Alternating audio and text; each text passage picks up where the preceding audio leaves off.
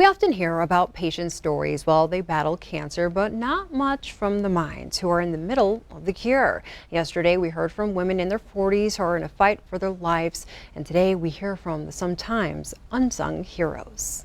You can kind of see this little area that's distorted. A close look under the watchful eyes of Dr. Kaylee Adler. And that ended up being her cancer. Is where a potential breast cancer diagnosis begins. I usually have a pretty good idea of, is this something we need to worry about or is it not? A call back for a closer look is common. I'm really honest with the patients, and if it is something that we need to address with perhaps a biopsy, I tell them that this could be a cancer, it looks suspicious. If it's nothing to worry about, then the patient can go home and have that weight lifted off their chest. Any woman diagnosed with breast cancer at St. Vincent Healthcare will know the name, voice, and embracing arms of Ella Dugan Limley. I remember your first call. I know, baby, I know. I get to meet the patient right at biopsy, so they know me from the start all the way through. Helping women navigate their battle with breast cancer is her life's work. People ask me that all the time. They go, how do you do what you do? It's got to be depressing. And it's not, because I look at it in the direction is when I have a patient,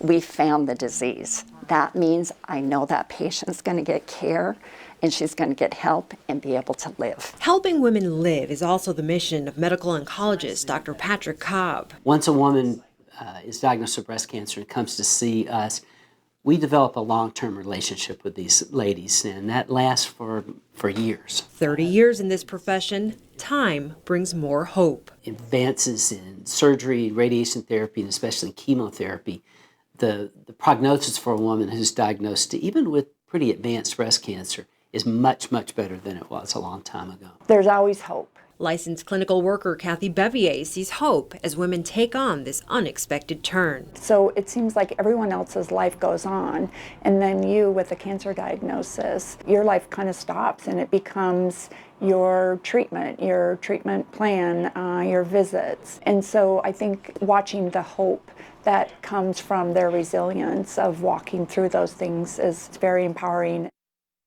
And we want your help empowering others this Friday morning. Since we can't have our annual Pink Week breakfast, we want to hear from you. Use the hashtag Q2PinkWeek on social media and share your message of love and encouragement for survivors, caregivers, and ladies fighting the fight.